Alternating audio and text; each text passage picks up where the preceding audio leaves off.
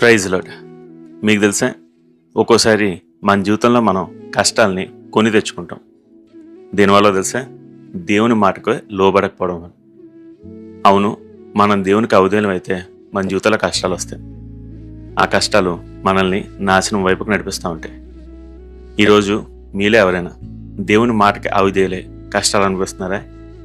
అయితే దేవుడు మీకు ఇచ్చే పిలిపేంటో తెలుసా, తిరిగి రండి, మరలే రండి, మీ తప్పులన్నీ దేవుని దగ్గర ఒప్పుకోండి. ఆయన మరలా మీకు ఇంకో ఛాన్స్ ఇస్తాడు. అంత మాత్రమే కాదు, ఇదిగో మిడతలు తినివేసిన పంట అంతటినీ 2 అంతలుగా ఇస్తాడు. మీరు చేయవలసిందల్లా ఆయనకు లోబడ్డు. ఇది ఈ మాటలు మీకు బాగా అర్థం కావాలంటే మీకు వచ్చిన సాదృశ్యం చెప్తాను. 2004 సంవత్సరంలో ఫ్లోరిడాలో బార్లీ అనే హరికేన్ వచ్చింది.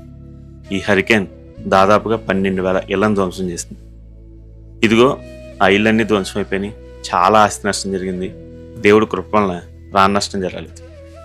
అయితే ఈ హరికేన్ పూర్తిగా ముగిసిపోయిన తర్వాత అధికారులు ఆ ప్రాంతంలో తనిఖీలు చేపట్టడం మొదలుపెట్టారు. వాళ్ళు అలా తనిఖీలు చేస్తూ ఉండగా కొన్ని ఇళ్ళు మాత్రం చాలా చక్కగా నిల్చున్నాయి. అవేమీ ధ్వంసం కాలేదు, అవి చాలా నీట్గా ఉన్నాయి. ఇది చూశాక వాళ్ళు దాని మీద స్టడీ చేయడం మొదలుపెట్టారు. ఇదేంటి, 12,000 ఇళ్ళు నాశనం అయిపోయినాయి, అయితే కొన్ని ఇళ్ళు మాత్రం చెక్కు చెదరకుండా ఉన్నాయి, ఎందుకు ఎలా అని ఆలోచిస్తే ఇదిగో అలా చిక్కు చెదరకుండా ఇళ్ళు అల్లి కూడా 2001 సంవత్సరం తర్వాత కట్టారు. ఏంటి 2001 సంవత్సరం తర్వాత వచ్చిన డిఫరెన్స్ అంటే, గవర్నమెంట్ స్ట్రిక్ట్గా ఒక రూల్ పాస్ చేసింది.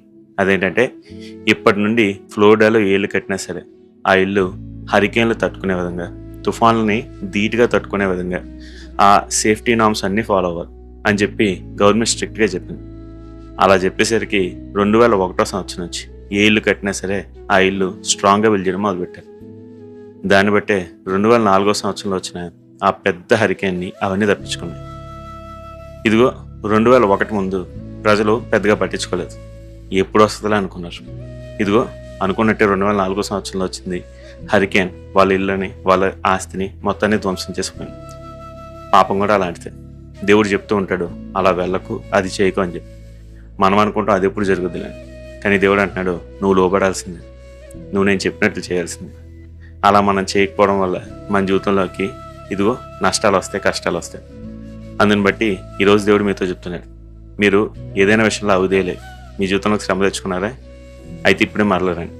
దేవుడు మీకోసం చేతులు చాచి ఎదురు చూస్తున్నాడు. ఆయన మీరు పోగొట్టుకున్నదంతా తిరిగిస్తాడు.